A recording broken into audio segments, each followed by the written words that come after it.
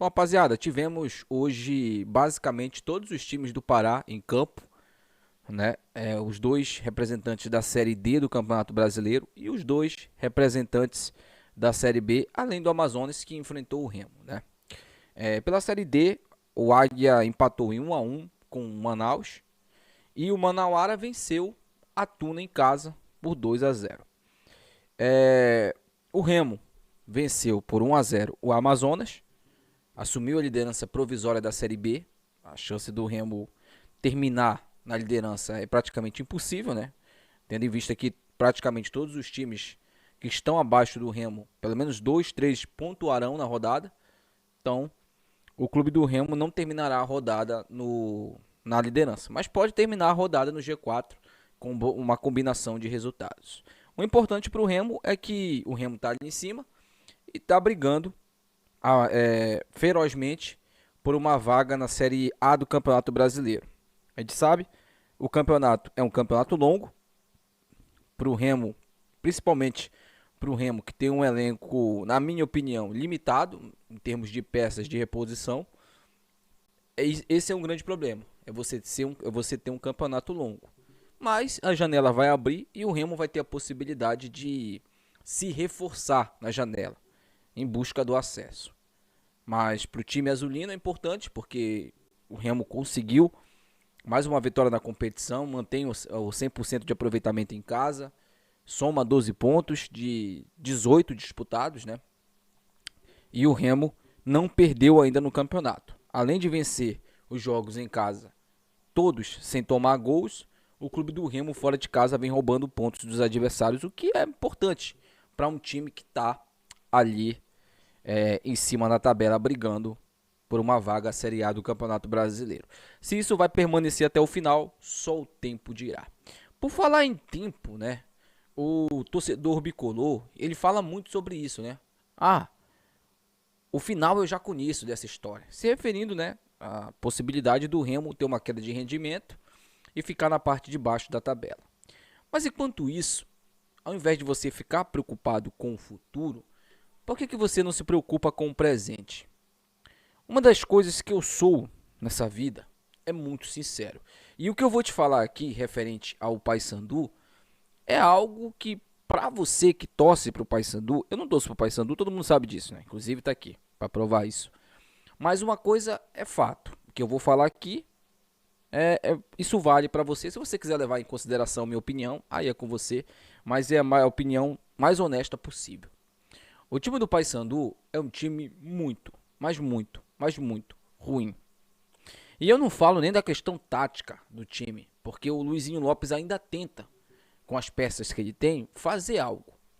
Mas um time que depende de Marlon, Benítez, tem um outro bizarro lá também, que agora eu me esqueci o nome, mas jogou inclusive hoje, eu me esqueci agora o nome dele, cara. Mas tem outros jogadores no Paysandu que são limitadíssimos tecnicamente e outros que são ruins mesmo. O Marlon e o Benítez são ruins, pô. São ruins, esses caras são ruins. Um time que depende desses jogadores está com jus na 19ª colocação do campeonato. O Paysandu só não é o lanterna da competição porque o Amazonas tomou mais gols que o Paysandu. Porque o Amazonas foi goleado e o Paysandu não. Essa é a diferença. Mas se você for comparar futebol jogado, é basicamente a mesma coisa.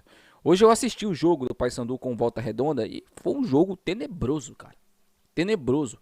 Tecnicamente, que mostra muito das duas equipes na competição, né? O Volta Redonda, inclusive o próprio dirigente do Volta Redonda falou que o time é um time limitado, é um time ruim, que não se preparou para a Série B e acabou se lamentando. O Paysandu não fica longe disso.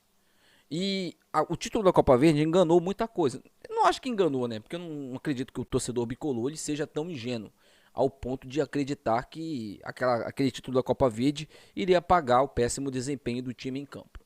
Não, eu acredito que não. Mas o Paysandu ele não teve nenhum teste assim de fogo. E os testes que ele teve contra times de Série B, ele não venceu nenhum. Ele empatou com o Remo, né? Foi o primeiro teste, o único até o presente momento. Empatou os 2 jogos com o Goiás, foi ganhar nos pênaltis a Copa Verde. E todos os times que ele enfrentou da Série B, ou ele perdeu ou ele empatou. São 6 jogos e o time não venceu nenhum jogo. Somou 2 pontos, né? É 1 ponto fora de casa, se não me engano, e 1 ponto em casa, né? É uma campanha muito complicada, muito difícil. E agora, né? Falando tecnicamente, eu não tô falando como torcedor não, tá? Tô falando aqui como um cara que analisa o futebol. E agora você olhar e ver 2 clássicos é matar ou morrer, né? É matar ou morrer. Você vai ter que montar uma estratégia para parar um pouco o seu rival. Porque o Paysandu e o Remo estão em caminhos opostos. O Remo está numa crescente e o Paysandu está numa decrescente. A verdade é essa, pô. A verdade é essa, a verdade nua e crua é essa.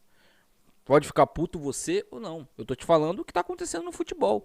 Ah, mas o Remo hoje se matou para ganhar o Amazonas. Pode ser, mas ganhou. Se o Remo venceu o Paysandu nos 2 próximos jogos, se matando para ganhar o Paysandu por 1-0, os 2 próximos jogos, ele é campeão. Ele é campeão. E não dá para você chegar e falar que as possibilidades do Remo não são pequenas. São possibilidades grandes do Remo ser campeão. Até mesmo pelo momento que os jogadores vêm vivendo. Então, é muito complicada a situação do Paysandu e o sinal vermelho tá ligado, né? Tá no início do campeonato também, o time pode se recuperar, pode ter uma sequência ali de vitórias, mas o futebol que o time joga é um futebol muito ruim, pô. Muito ruim. E o Paysandu merece ser o vice-lanterna da competição. Ele joga o futebol pra isso. Ele joga futebol pra isso, pra ser o vice-lanterna da competição hoje. Pode ser que melhore mais uma vez falando? Pode. Mas hoje tá bem complicado. Deixa aí seu comentário, o que você achou. Até o próximo vídeo. Tchau.